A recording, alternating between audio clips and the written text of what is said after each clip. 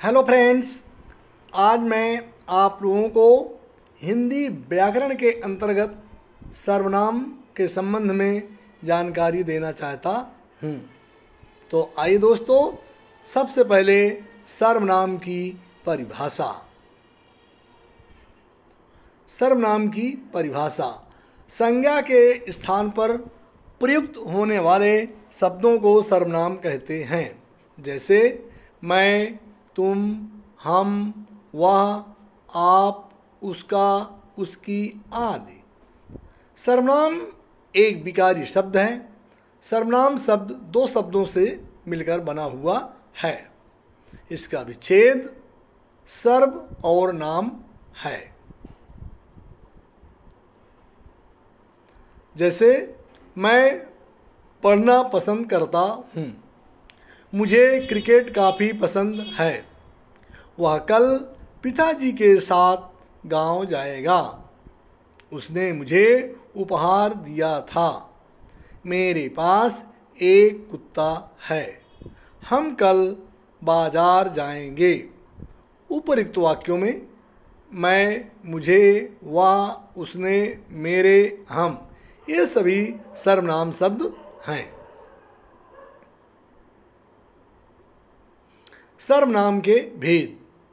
सर्वनाम के निम्नलिखित 6 भेद होते हैं: पुरुषवाचक सर्वनाम, निश्चयवाचक सर्वनाम, अनिश्चयवाचक सर्वनाम, संबंधवाचक सर्वनाम, प्रश्नवाचक सर्वनाम और निजवाचक सर्वनाम।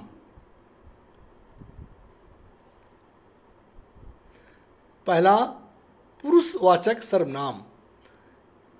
वह सर्वनाम शब्द जो वक्ता, श्रोता तथा किसी अन्य व्यक्ति के लिए प्रयुक्त होता है, पुरुषवाचक सर्वनाम कहलाते हैं। जैसे मैं, तू, वह आदि। पुरुषवाचक सर्वनाम के भेद। पुरुषवाचक सर्वनाम के कुल 3 भेद होते हैं, जो कि निम्न प्रकार हैं: उत्तम पुरुष, मध्यम पुरुष, अन्य पुरुष। पहला, उत्तम पुरुष।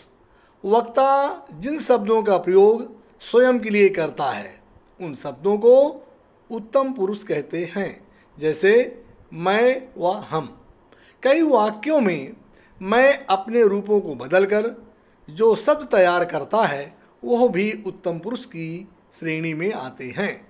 जैसे मैंने, हमको, हमने, मुझको, मुझसे आदि।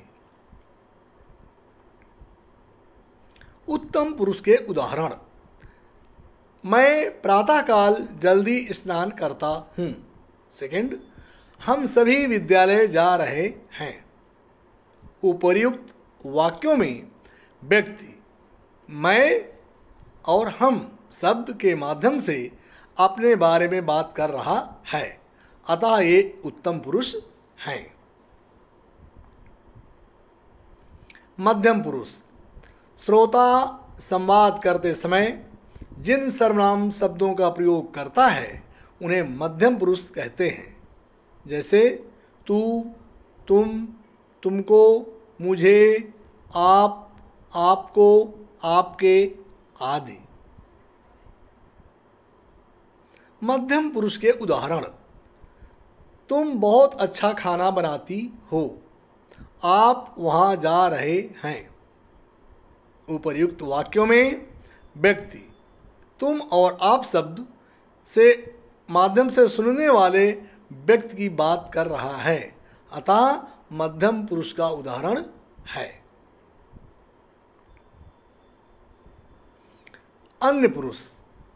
वह सर्वनाम शब्द जिनके प्रयोग से वक्ता और श्रोता का संबंध न होकर किसी अन्य का संबोधन प्रतीत होता है, वह शब्द अन्य पुरुष कहलाते हैं।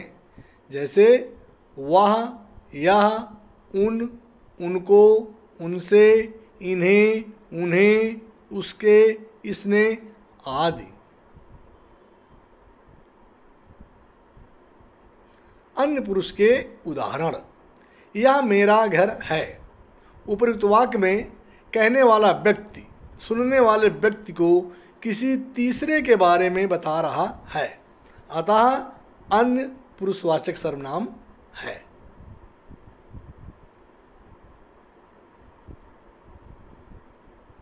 सेकेंड, निश्चयवाचक सर्वनाम। जिन शब्दों के माध्यम से वक्ता के निकट अथवा दूर के किसी निश्चित व्यक्ति वस्तु का बोध होता है वह निश्चयवाचक सर्वनाम कहलाते हैं। जैसे यह, वह, वे, उस, ये सभी निश्चयवाचक सर्वनाम हैं। निश्चयवाचक सर्वनाम के उदाहरण: वह मेरा गांव है, यह मेरी पुस्तक है, ये पुस्तक नेहा की है।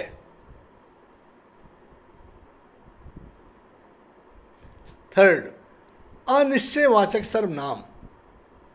जिन शब्दों के माध्यम से किसी निश्चित व्यक्ति अथवा वस्तु का बोध नहीं होता है उन्हें अनिश्चयवाचक सर्वनाम कहते हैं।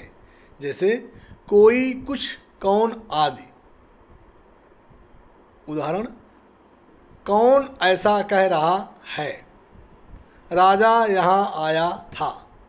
ये सभी अनिश्चयवाचक सर्वनाम के उदाहरण हैं। 4, संबंधवाचक सर्वनाम। जो सर्वनाम किसी दूसरी संज्ञा या सर्वनाम से संबंध दिखाने के लिए उपयोग किए जाते हैं उन्हें संबंधवाचक सर्वनाम कहते हैं।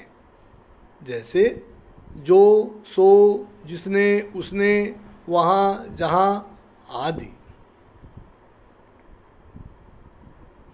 संबंधवाचक सर्वनाम के उदाहरण: जैसे जैसे ही करनी वैसी भरनी, जिसकी लाठी उसकी भैंस, जो सोवेगा सो खोवेगा, जो जागेगा सो पावेगा।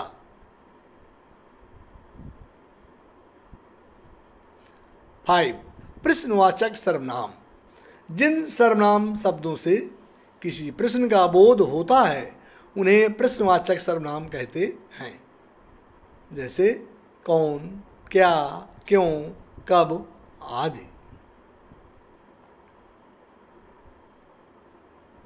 6, प्रश्नवाचक सर्वनाम के उदाहरण: तुम्हारा क्या नाम है, तुम कौन हो। ऊपर्युक्त वाक्यों में क्या, कौन शब्द से प्रश्न का बोध हो रहा है, अतः ये प्रश्नवाचक सर्वनाम के उदाहरण हैं। 6, निजवाचक सर्वनाम। जिन सर्वनाम शब्दों का प्रयोग कर्ता स्वयं के लिए करता है उन्हें निजवाचक सर्वनाम कहते हैं। जैसे स्वयं, खुद, आप, अपना आदि। निजवाचक सर्वनाम के उदाहरण: अपने आप खा लूँगी। सेकंड, अपना काम स्वयं करूँगी।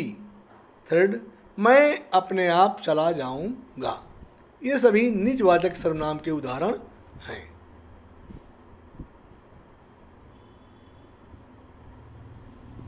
दोस्तों, ये वीडियो आपको कैसी लगी?